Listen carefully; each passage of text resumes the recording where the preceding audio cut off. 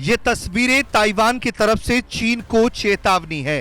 बार बार चीन ताइवान को धमकी दे रहा है और उसे उसकी हैसियत बताने में जुटा है। इन सब के बीच ताइवान की सेना ने 10 जुलाई को अपने पहले अमेरिकी निर्मित M1A2T अब्राम्स टैंक्स की मारक क्षमता का प्रदर्शन कर दिया है। ताइवान के वार्षिक सैन्य अभ्यास के दूसरे दिन सिंचू काउंटी में सैन्य प्रशिक्षण मैदान में 4 अब्राम्स टैंकों की गतिशीलता और स्थिर लक्ष्यों पर गोलीबारी करते हुए दिखाया गया। यह अभ्यास चीन के साथ संघर्ष में द्वीप की सहनशक्ति का परीक्षण करने के लिए आयोजित किया गया है।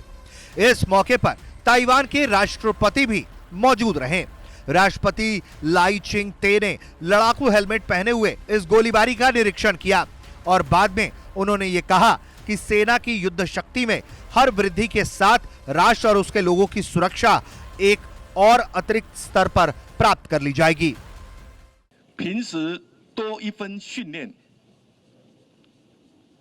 国军就多一分战力；国军多一分战力，国家、社会、人民就多一份安全。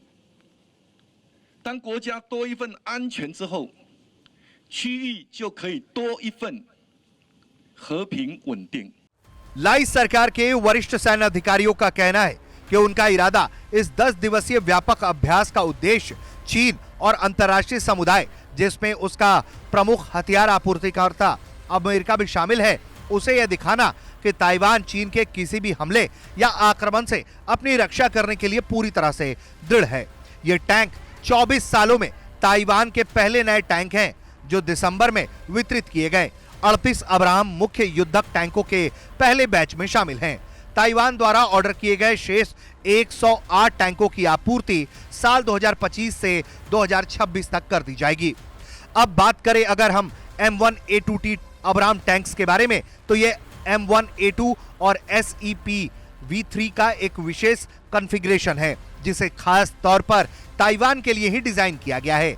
ये टैंक उन्नत कवच, 120 मिलीमीटर स्मूथ बोर तोप और बेहतर अग्नि नियंत्रण प्रणालियों से लैस हैं, जो इसे आधुनिक युद्ध क्षेत्र में बहुत ज्यादा प्रभावी बना देते हैं।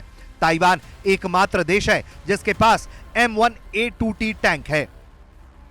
ये टैंक ताइवान की सेना के लिए उत्तरी क्षेत्रों में तैनात किए गए हैं। खास करके तटवर्ती रक्षा और शहरी युद्ध के लिए इसे तैनात किया गया है। इसका मकसद साफ है कि चीन अगर किसी भी तरह का हमला करे तो ताइवान उसे मुंहतोड़ जवाब दे सके, इसलिए इस तरह के अत्याधुनिक टैंकों की तैनाती की जा रही है और उनका परीक्षण भी किया जा रहा है। वैसे सबसे बड़ी चुनौती इन टैंकों के आगे ये भी है कि वो चीनी निर्मित ड्रोन से खुद को कैसे बचाएंगे, ये देखना होगा। ब्यूरो रिपोर्ट, भारत तक।